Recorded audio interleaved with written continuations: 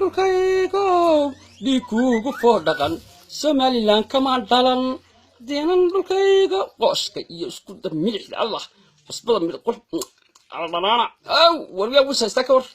qurux midhan weeye haddaanan hadda laa marin dalkayga qurxino yaa adigo hablahan reerdaad mareen qurux midhana weeye allah kaa shamsay kaale walaalo qurxay ii kaale guriga keebuha makaamse ka waa kaamane rijeenaye waxaan ku anaa riji waxaan ku lay doonay balaayaan quruxdaydii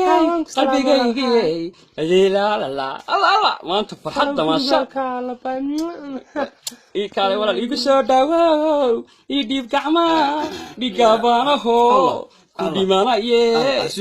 tegwe bye quruxdaydii كيف راح نقول guriga qolka hablaha reerdaad mareen qurux midhan weeye iska dakhran daawada hayja quruxdaydii qalbigaygii